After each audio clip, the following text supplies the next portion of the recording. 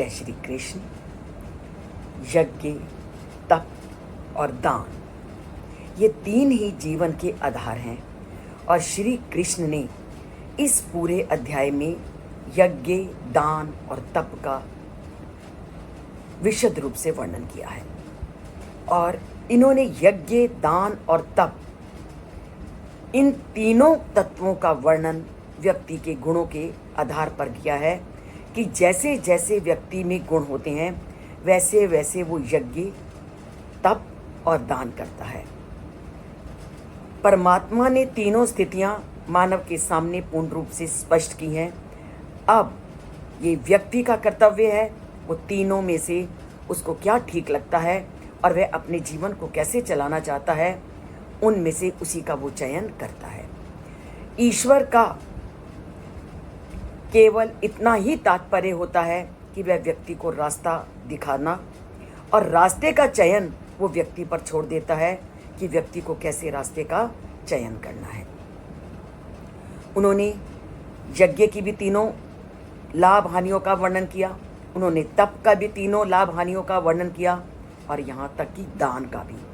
उन्होंने दान की भी स्थिति का वर्णन करते हुए रजोगुण दान कौन सा होता है, सत्व दान कौन सा होता है और तमोगुण दान कौन सा होता है, उसका वर्णन वो आज के श्लोक में करते हैं। रजोगुण तो सबको स्पष्ट है, जिससे हम सब लोग ग्रसित हैं। हम परमात्मा के सामने हमेशा इच्छाओं को रखते हैं और कहते हैं, हे परमपिता परमात्मा, मेरी इस इच्छा को पूर्ण कर दे तो मैं तेरे लिए हवन करूँगा, मैं तेरे लिए प्रसाद चढ़ाऊँगा, मैं अन्य कोई विधि विधान का पालन करूँगा। ये हम सब लोग जो रजोगुण से युक्त हैं उस ईश्वर की आराधना इसी प्रक्रिया से, इसी विधि से करते हैं। और सत्वगुण वो तो दुनिया से इतना ऊपर उठा होता है कि उसको तो कोई फल, कोई इच्छा, कोई कामना उसके सामने नहीं होती। और ऐसे उदाहरण हमने अपने शास्त्रों में पढ़े भी हैं, जाने भी हैं। और ऐसे लोग जो दान भी करते हैं तो बिल्कुल निष्प्रिय भावना से। कौन ऐसा नहीं इस धरती पर जिसने हरिश्चंद्र की कहानी ना पढ़ी हो, कौन ऐसा नहीं जो राजा शिवी के दान से परिचित ना हो, जिन्होंने एक कबूतर की रक्षा के लिए अपने पूरे शरीर का दान दे दिया। तो उनके द्वारा दिया गया दान सत्वगुण की श्रेणी में आता है। और हम जैसे लोग हमेशा इच्छाओं के घेरों से घिरे, कोई ना कोई आशा को सामने रखे अगर पूजा अर्चना भी करते हैं तो किसी उद्देश्य को लेकर कि भगवान हमारे परिवार को सुखी रखे, हमारी इस कामना को पूरी करे। पर अब तमोगुण वाले किस तरह दान करते हैं उसका वर्णन वो परमपिता परमात्मा वो करते हुए कहते हैं, आदेश काले यद दानम अपात्रेभ्यो च दीयते आसत कृतम अवज्ञातम तत्तामसम उदाहृतम। रजोगुण वाले तो फिर भी हैं, चलो वो उस परमात्मा की पूरे विधि विधान से तो पूजा करता है इस डर से और इस उद्देश्य की उसकी कामना पूरी हो जाए। पर तमोगुण वाला तो पूरी तरह से ना नियमों का पालन करता है, ना स्थान को देखता है, ना समय को देखता है।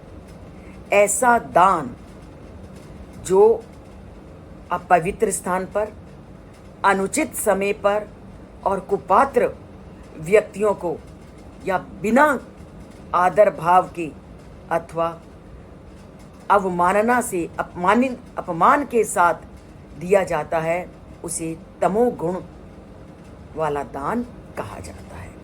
तो तमोगुण वाला दान कौन सा है? जो बिना स्थान के, अनुचित समय में और कुपात्र को या बिना आदर के दिया जाए, वो दान तामसिक दान कहलाता है। अब आपके मन में ये प्रश्न उठेगा कि श्री कृष्ण ने 4 चीजें बताई तमोगुण के दान के विषय में। एक, स्थान पवित्र हो, दूसरा समय उपयुक्त हो, और तीसरा जिसको दान दिया जा रहा है वो पात्र उपयुक्त होना चाहिए, और दान हमेशा आदर से दो। और इसके बारे में आपको मैं बहुत सारे उदाहरण आप दिन प्रतिदिन अपने सामने रोज देखते हो। आप कहीं जा रहे हो, आपकी गाड़ी किसी रेड लाइट पे खड़ी हुई, कुछ लोगों को आप देखोगे अगर वो कुछ दे भी देते हैं कुछ लाचार व्यक्तियों को, तो पहले तो उसको धुतकारते हैं। अगर आपने देना है तो उसका अपमान मत कीजिए, या तो दीजिए ही नहीं, और देना है तो उसको पूरे सम्मान के साथ, और या तो देंगे भी नहीं और धुतकार भी देंगे, ऐसा भी मत करो। आपने दान नहीं देना मत दीजिए, पर प्राणी का अपमान मत कीजिए। तो प्राणी का अनादर कभी मत करना, चाहे दान दो या ना दो। ये उन्होंने गीता में स्पष्ट कहा है कि दान देना ना देना तुम्हारी इच्छा पर है, पर जो कोई तुम्हारे सामने अपनी इच्छा को रख रहा है उसका कभी अनादर मत करना। आप नहीं दे रहे कोई बात नहीं, पर उसका धुतकार मत कीजिए। दूसरा, तमोगुण में उचित स्थान, व्यक्ति, भावना अथवा समय का विचार किए बिना दान किया जाता है, और इन सब चीज़ों से हम लोगों ने बचना है। इसमें किसी भी लाभप्रद उद्देश्य की प्राप्ति नहीं होती। जब हम निरादर की भावना से, जब हम अपात्र को या बिना स्थान के और बिना समय के देते हैं, तो हमारा जो दान है तमोगुण के लिए की श्रेणी में आ जाएगा।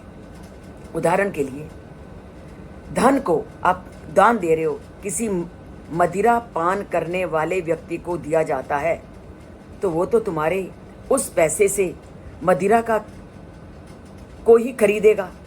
और जब व्यक्ति मदिरा की स्थिति में होता है तो वो क्या कर सकता है, किसी भी दुष्कृत को, किसी भी बुरे कार्य को कर सकता है। तो ऐसे व्यक्ति को दान मत दीजिए। आपने देखना है कि जिसको दान दे रहे हो वो उचित है कि नहीं।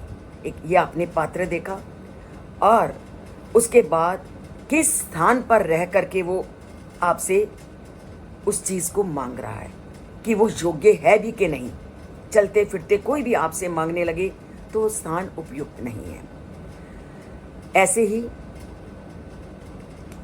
जब किसी भी बुरे कार्य कर्मों को नियमों के अनुसार पालन नहीं करता, ऐसे व्यक्ति को अगर आप जो नियमों का प्रतिफल खंडन करता है उसको प्रति अगर आप दान देते हो तो वो दान भी बेकार है।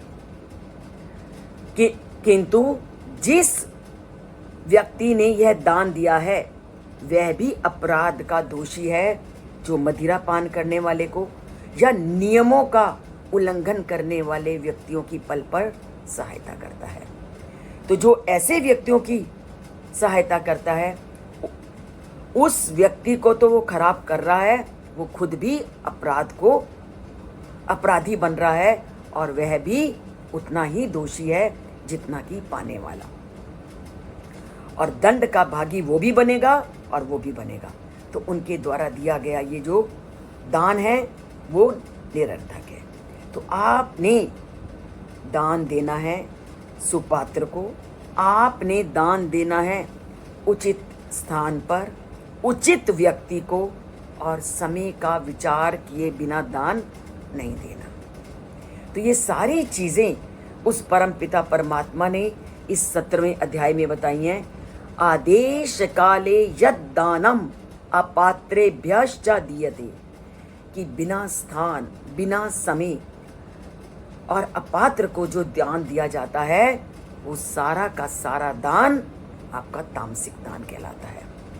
अपात्र आपको पता चल गया, और जगह जगह आप आतंकपूर्ण स्थिति को देखते हो। उस आतंकपूर्ण समय में आतंक का फैलाने वालों को जो आप दान दोगे वो समय अनुकूल दान नहीं होगा, वो स्थानानुकूल दान नहीं होगा। हमने, और तीसरा वो सुपात्र नहीं होगा। जो बुरा कार्य कर रहा है वो अपात्र है, और वो जिस स्थान पे बुराई के दलदल में घुसा हुआ तुमसे मांग रहा है वो स्थान अनुचित है, और वो समय अनुचित है अगर वह बुराई के समय से तुमको मांग रहा है और आप दे रहे हो। तो ऐसा व्यक्ति जो बुरे समय में बुरे कार्य में लगा हुआ और अपात्र है, उसके को दिया गया दान उसके लिए भी अनिष्टकारक है, और देने वाला भी उसको पात्र का भागीदार बनता है। और ऐसा दान तमोगुणी दान कहलाता है। तो दान वही सार्थक है जो सुपात्र को दिया जाए, जो उस धन का आगे अच्छे रास्ते में उसका उपयोग करे, कल्याण के कार्यों में उसका प्रयोग किया जाए, वो दान सार्थक है। कई बार व्यक्ति के इस मन में संशय उठती है कि कैसे पता चले। हर चीज व्यक्ति पता लगा सकता है कौन सुपात्र है और कौन कुपात्र। तो इसकी अपनी नज़र को खुली रखिए और आपको सब कुछ दिखेगा। कौन आपके सत्वगुण का व्यक्ति है, कौन रजोगुण का व्यक्ति है, कौन तमोगुण का। तुम्हारी नेत्र उसको पहचानने वाले बनेंगे, और नेत्र पहचानने वाले तभी बनेंगे अगर पल पर आप ज्ञान को प्राप्त करने का प्रयत्न करोगे।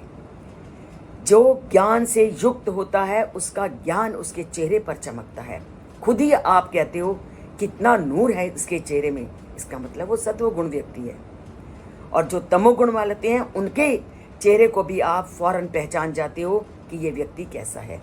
आप कोई व्यक्ति का चेहरा मुरझाया हुआ कहते हैं क्या बात हो गई आज, तो चेहरा क्या है, व्यक्ति का इंडेक्स है, और आपको आसानी से पता चल जाता है कि ये कौन से गुण वाला व्यक्ति है। तो परखने वाली नज़र चाहिए, और परखने वाली नज़र का विकास करते हैं, उसको विकसित करते हैं श्री कृष्ण परमात्मा। अगर उनके कथनों को आप प्रतिपल सुनते हो, अपने जीवन में धारण करते हो और उसके अनुकूल जीवन को चलाते हो, उसके लिए आपको इस चैनल से जुड़ना होगा। चैनल में कई बातों को सुनना और पढ़ना होगा। दोनों चीज़ें मैं प्रतिदिन भेजती हूँ, लिखा हुआ भी और बोला हुआ भी। आपकी इच्छा है, आप किसका चयन करिए और अपने जीवन को सार्थक कीजिए। जय श्री कृष्ण। बोलिए, लिखिए, दोनों तरह से उस परमात्मा तक अपनी अर्जी को पहुँचाइए।